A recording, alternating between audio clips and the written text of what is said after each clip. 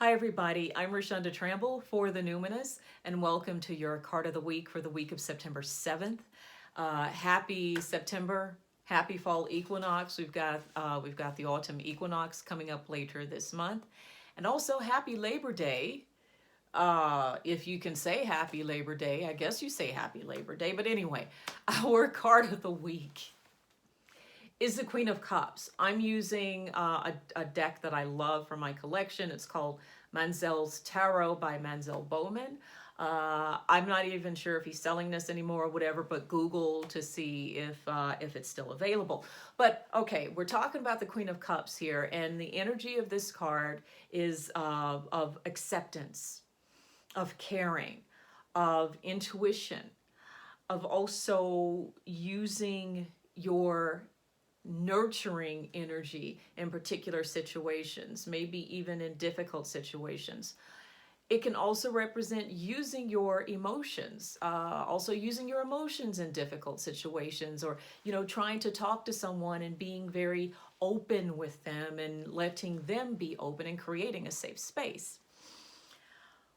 We're moving into Gemini from Taurus. We're in a waning moon season right now. So that means we're moving from rest into communication with Gemini.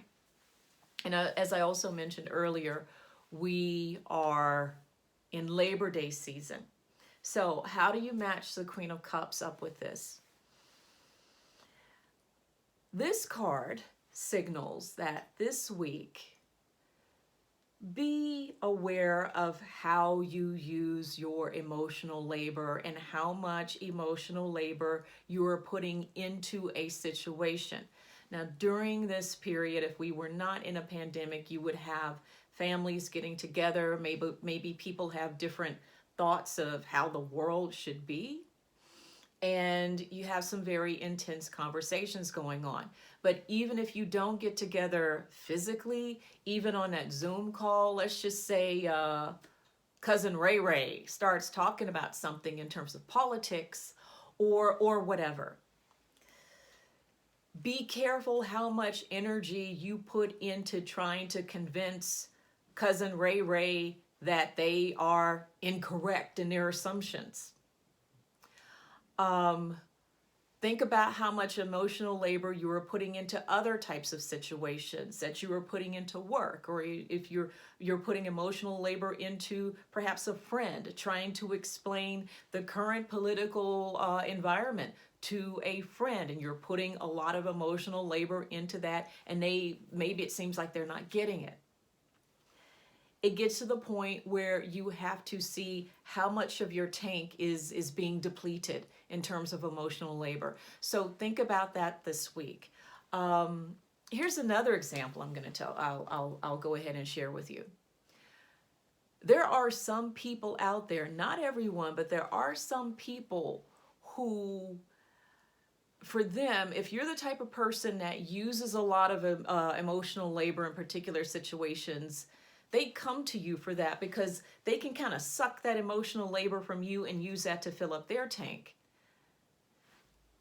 Make sure you use your intuition to make sure the conversations that you are getting into where you're trying to explain something to someone, that they're not doing that they're not getting you riled up so they can pull some of that emotional energy from you and they can fill their tank with it. And also there are some people who will get you riled up and have you using your emotional labor in a situation just for their enjoyment, just so they can see you get riled up. Now, if you like that type of thing, if that's your entertainment, that's you. And that's something that, you probably need to work with. And, your mileage may vary. That may be, you may like that. But if you don't, and if you find yourself this week sort of feeling like, my energy is low, I'm talking to a whole bunch of folks about different situations, I'm putting a lot of emotional energy into conversations, take a couple of steps back and check how much you're doing the talking, check how much you're sort of really trying to convince someone about a particular situation, and then ask yourself if it's worth it. If it is, keep going. If it's not, you may want to reconsider the energy that you're spending. Don't pour your emotions into nothingness. So that's your card of the week for this week, and I'll see you next week. Take care.